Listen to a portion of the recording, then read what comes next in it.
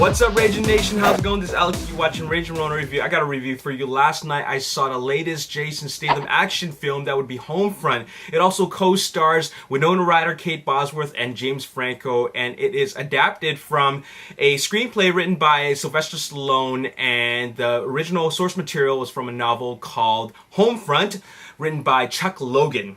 Now, this is a Jason Statham action movie. In fact, all Jason Statham action movies after the Transporter 3 should all be titled Transporter 4, Transporter 5, Transporter 6, 7, 8, 9, 10, 11, 12. There has been a lot of Jason Statham action movies to come out after the Transporter films, and yeah, Jason Statham plays the Transporter in every single one of these movies, except with a different name and different scenario and situation. Well, let's just say that when you go to watch a Jason Statham movie, you watch it for exactly what he does, and that is him acting like a badass, or being a complete badass, which he is. I like watching Jason Statham movies. I like watching Jason Statham do what he does best, and that is kick-ass hand-to-hand style. Now, this has a different kind of feel to it. It's got a more of a human story. Let me just tell you in a nutshell what it's all about. So Jason Statham's character's daughter gets bullied. She fights back. The parents of the kid, the bully kid, get pissed off. They call upon the services of James Franco, who turns out to be like this badass meth a distributor, producer, and they call him to go intimidate Jason Statham and his daughter. All right, and well, you don't intimidate Jason Statham, or he'll kick your ass wholesale. So that's pretty much the movie in a nutshell, and it takes place in, I believe it's Louisiana. It takes place in the South. Jason Statham and his daughter decide to move away from the city to live in the more peaceful part of the United States, and that would be in the South. All right, but obviously they made a wrong choice because it's not very peaceful after what happened, after the events. Now, I got intrigued by this movie because of the trailer. It had more of a human feel to it. But am I kidding myself? I watch Jason Statham movies for the purpose of watching him kick ass, not for a human, emotional story, because I want to see Jason Statham be himself, all right? But unfortunately, in this film, there's a little bit too much of the human element in it. Too much to the point where it feels like, where's all the action? And even when there is action, it ain't that great. This movie is directed by, I think it's Gary Fleder. I've never seen any of his work before, but he has a knack for directing drama, exposition, dialogue sequences, but not a clue when it comes to action. I hate the style in which the action was directed. Rapid fire editing, freaking shaky camera work, and up close. You can't even see the whole thing of what's going on unless you just get sensory overload because of the way the action is so poorly cut. It's so fast, and you never see really wide shots of the action. So all you see is like a elbow hitting the face, a knee to the groin, a punch to the face, but all close up, and then eventually they're all down. Now, if you can catch what's going on, it does look like a pretty well choreographed action sequence, pretty action packed, but I would prefer it if they would just pull the camera back. And another thing is that there's not enough action sequences. I mean, I think that the exposition scenes and the drama is pretty well done. It's relevant. It's pretty interesting, but they could insert just another more sequence in there. I felt that the action was subpar.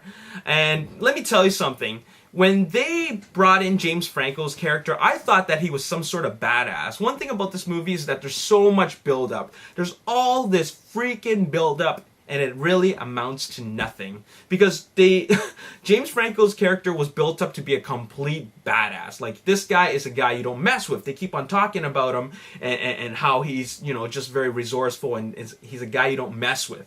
No, let me tell you something. Jason Statham is the guy you don't mess with, okay? James Franco's character, the more we saw him in the movie, the more he progressively became the character from Pineapple Express. He just became more and more laughable. His character is not even meant to be funny, but he became funny because it's just because of the way he acts. It's just kind of silly. So, yeah, his character was not a badass at all. It's not like he had like a lot of like these men working under him, and it's not like he had like a whole arsenal of firepower or anything like that. It wasn't like that at all. He's just some like meth cooker, some hillbilly meth cooker. That's all he is, and that is not a formidable opponent to go up against Jason Statham, because I'll tell you, Jason Statham at the end of the day prevails. All right, that's all it is. Okay, he's like this generation's Chuck Norris. All right, so there you have it. Let me tell you something. This movie, I felt that the characters, the supporting characters in this movie, I felt they felt like they had potential. And what I mean by that is that they felt relevant, like they needed to be there, like they serve some sort of purpose later on in the movie. But due to some lazy writing of these characters, they really amount to nothing. James Franco's character, the sheriff, I was starting to like the sheriff, right? But later on, he just falls flat. So characters that have potential but begin to fall flat. And what's up with the love interest for Jason Statham? Like they built it up, and then later on, like she just disappears halfway through the movie. So what is that all about? There's a lot of stuff that just feels empty. And even as for the action, pretty subpar. I mean, are you serious? James Franco versus Jason Statham? Are they serious about that? Anyways, it had some unintentionally funny moments. Some scenes that were okay to watch, but I'll tell you that my favorite scene in the entire movie is when James Franco and Jason Statham meet for the first time at a cafe. All right, that scene was pretty intense. All right, the stare down, the exchange of dialogue, that was pretty cool. I like that, but that was my favorite scene in the entire movie. The rest of it, yeah, not too great. I'm giving it a 5 out of 10. I think this movie would have worked if it came out in the 80s, because that's what this type of film is.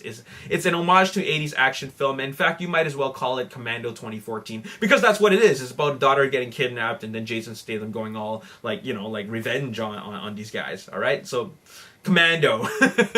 Yeah, this movie was better when it's called Commando. Anyways, I'm giving it a 5 out of 10. And like I said, standard Jason Statham action fare. But I've seen better Jason Statham movies, alright? There you have it. That's all I gotta say. As always, if you enjoyed this review, hit the like button, subscribe to the YouTube channel, like me on Facebook, The Ragin Nation. Also follow me on Twitter, @RaginNation. My name is Alex. Thanks for watching. I'll see you next time. Peace. The cameraman, he goes down with them. And what's really cool is you see this grand and really wide shot of the guys coming down. And then you see these really